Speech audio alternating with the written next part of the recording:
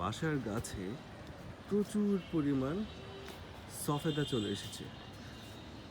আমাদের ভাষায় এটাকে সফেদা বলে, আমাদের দেশীয় ভাষায়।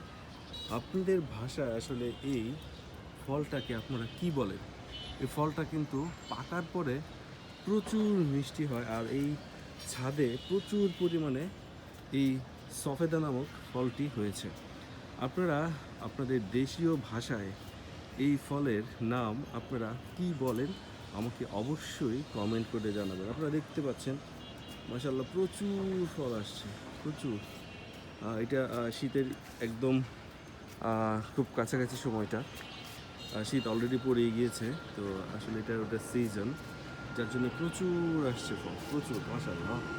তো আপনারা অবশ্যই কমেন্ট করে জানাবেন আমাকে যে আসলে এটাকে কী বলে আপনাদের